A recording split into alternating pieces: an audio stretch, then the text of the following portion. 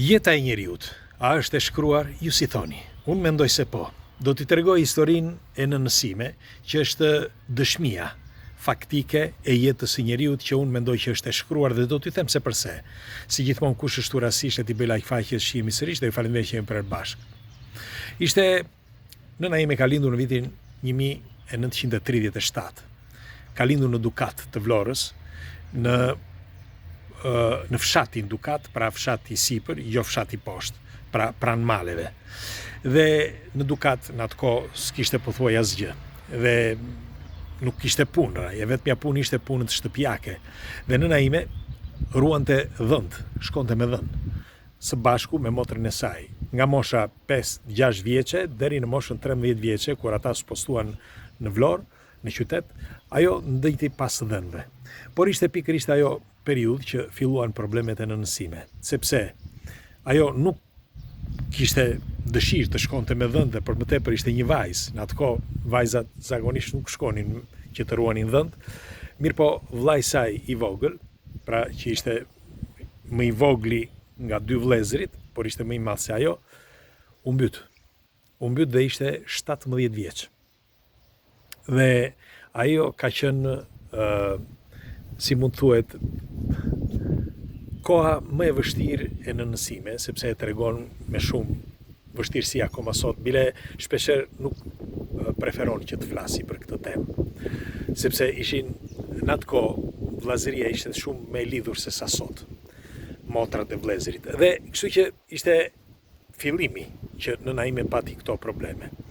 Por do t'ju them që pas disa nuk zgjati shumë, dhe pas disa kohësh që ata u spostuan në Vlorë, pra gjithë familja u spostuan në Vlorë dhe filloi që të punonte, nëna ime filloi të punonte në fabrikën e konservave në Vlorë. Ishin disa seksione, aty ajo punonte në seksionin e konservave të peshkut, dhe aty preu dorën dhe e la atë punë, pastaj u martua, sepse u martua me babain tim. Babai im ishte i datinjes 31, kurse nëna e 37-ës, sot nëna ime është 88 vjeçe, babai im ka lënë në vitin 2012 në moshën 81, por pas atij episodi që nëna ime u martua, i vdiq vllai tjetër, dhe ishte një minator. Gabimi që nuk kishte shpërthyer një minë tjetër, ata nuk i kishin numëruar mirë, sepse ishin njëra pranë tjetrës dhe të gjitha së bashku, dhe kështu që ishte një gabim fatal që sapo u fut aty shpërtheu mina dhe ai u vra. Pra ishte një problem tjetër që i ndodhi në nënsime.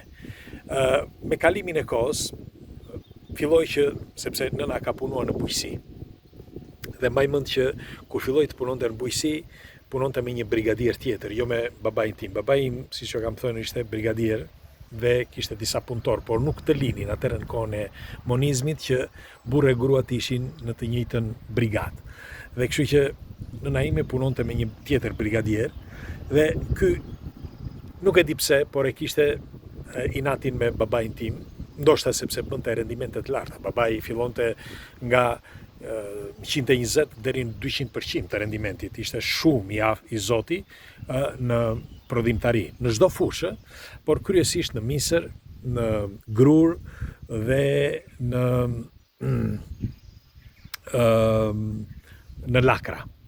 Dhe si përfundim, ishte një kohë që nëna ime nga problemet që kishte hasur që e vogël, sepse si që thash që në kohën e monizmit, në atë kohë nuk kishte, kur ishin të vegjël, po thoshja, kur ishte 10 vjeçe, 15 vjeçe, ajo pinte ujë kur ishte me bagti, pinte ujë në për pelgje. Dhe kjo ndoshta i krijoi probleme në ndonjë virus apo ndonjë problem që mori në veshka, dhe fillonte që t'i prodhonte gur veshka. E kështu u detyruaj që të shkonte të bënte operacion, dhe i hoqën një veshk. I hoqën veshkën dhe pas disa kohësh u detyruan që të mund të hiqin një veshk tjetër, sepse edhe veshka tjetër kishte problem. Mirë po, si do mbijetonte, në atë kohë nuk bësh trapjanti i veshkave, po flasim shumë vite më përpara. Nëna ime kisha lindur unë, me fjalë po flasim nga vitet 70 dhe ca. Dhe kur bëri operacionin tjetër, sepse nëna ime është me gjysmë veshke, vetëm me gjysmë të një veshke, dhe kur bëri operacionin tjetër, thoshte gjithmonë lutej që mos jetonte më. Thoshte, pse unë jetoj? Unë jam e coptuar, jam e vrarë. Dhe si përfundim, në atë kohë, sa po kishte bërë operacionin, ajo filloi që të shkonte në punë, sepse kishte bërë 2 operacione dhe nuk mundej që të mos të shkonte në punë. Në atë kohë, si do të mbijetonte ajo, me 3 fëmijë, me burrin e tjerë, nëse nuk mund të punonte. Dhe kështu që filloi sërish punën. Sa po kishte bërë operacioni dhe kishin kaluar, por afërsisht rreth 20 ditë nga operacioni, sepse 15 ditë ishte konvaleshenca atëre, dhe pastaj ajo ndëjti dhe një 5-6 ditë, një javë në shtëpi dhe pastaj shkoi në punë. Por kur shkoi në punë, pikërisht ky, zotëria, ky që kishte inatin me babain tim, në vend që t'i jepte një punë më të lehtë, i dha një punë të rëndë, të hapte kanale. Pra puna më e rëndë që ishte në atë kohë, për atë, ishte që ajo nuk duhej të bënte sforcime. Me fjalë, nuk duhet të bënte sforcime të hapte kanale apo të bënte puna të forta. Dhe si përfundim, ajo e bëri. Me një fjalë, filloi që të bënte këtë punë. Unë mbaj mend që në atë kohë isha 6 vjeç.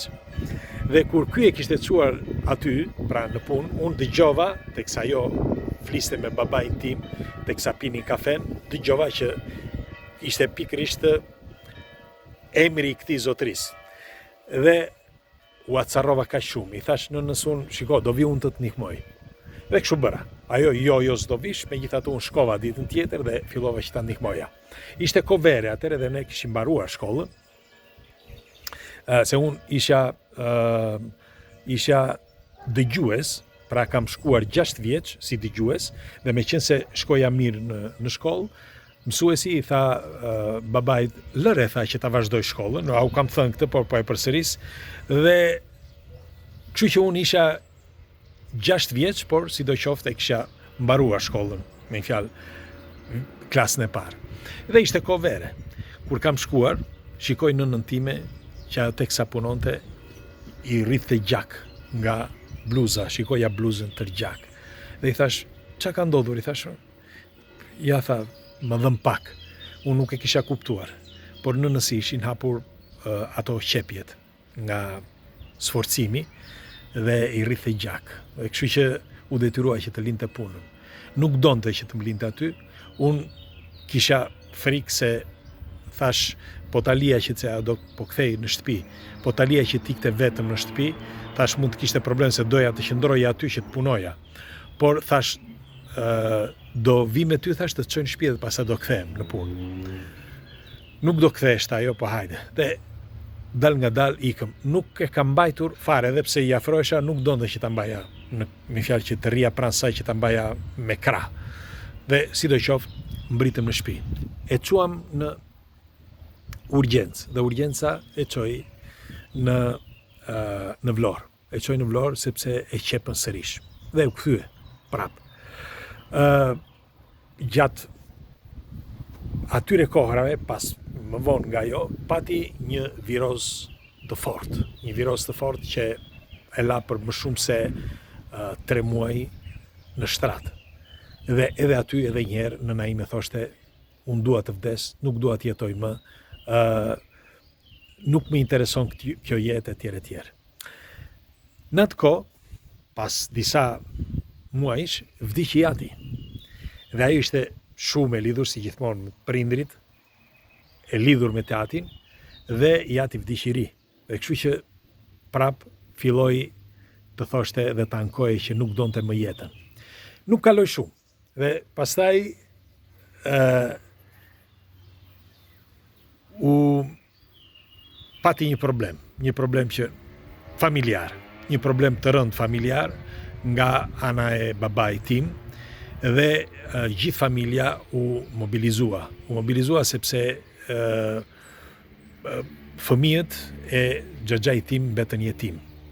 Dhe nëna ime nuk kishte ditë që nuk bënte, çfarë nuk bënte ajo nën, si gjithë nënat e tjera, por ajo bënte të pamundurën për ata sepse ata nuk kishin një nën. Dhe për mos duke mos patur një nën fëmijë të vegjël 2 vjeç, 4 vjeç, 5 vjeç, i vinte shumë keq. Dhe ndonjëherë na ishte ne çfarë hanim ne, gjysmën dhe ja jepte atyre. Edhe më alligjem ndonjëherë sepse kanë kaluar vite edhe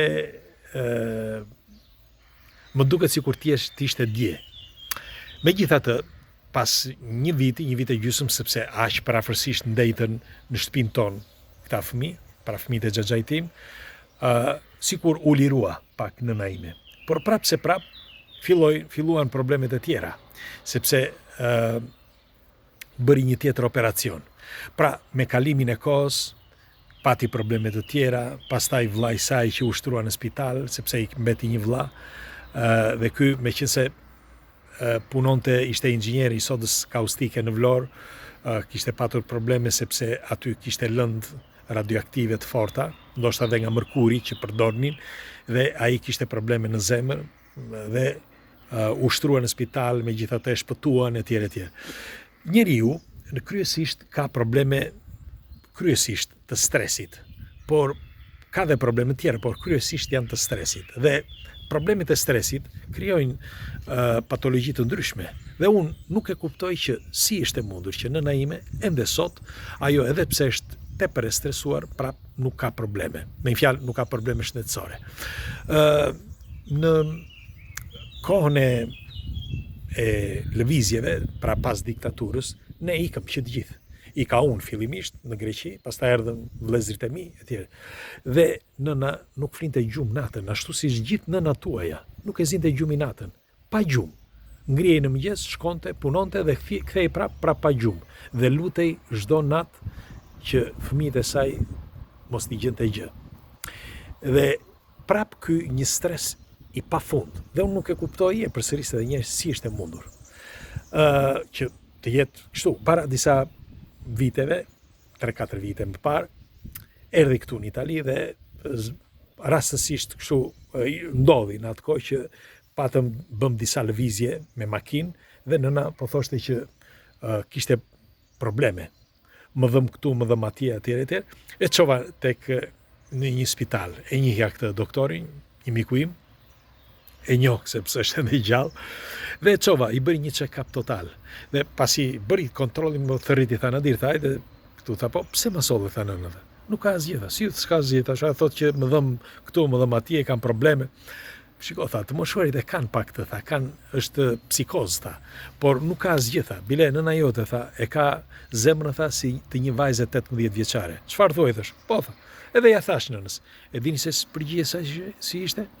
Si, tha, nuk më dha ilaçe mua. Si, thot ky, tha, unë jam keq. Moj nëni, thash, ai të bëri një check-up total, thash, makinerit thonë, thash, që ti je shkëlqyshëm. Ndoshta e ke psikologjike, thash, s'kishte shans. Gjithmonë, unë pse jetoj, ju nuk më doni, etj. Si përfundim u qetësua, por megjithatë, sot është 88 vjeçe, na iku dhe një vlla, dhe kështu që ajo prap çdo herë që unë e marr në telefon, qan e thot pse jetoj më, nuk e dua veten, dhe kujton gjithmonë vllajën e saj, birin e saj, etj. Dhe po thosha, është shumë është një argument vërtet shumë delikat, sepse nuk është kaq e thjeshtë që të flasësh për çdo njeri.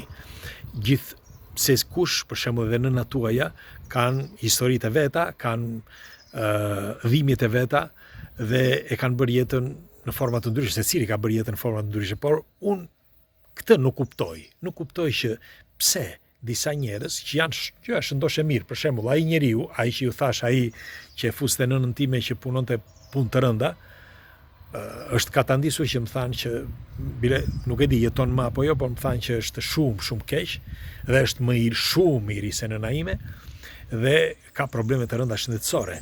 Dhe nuk e kuptoj, them, diferencën, për shembull, të disa njerëzve, për shembull të nënës sime që ka tërë jetën, që thot nuk dua të jetoj më dhe prap 88 vjeçe shkon dhe ecën mirë.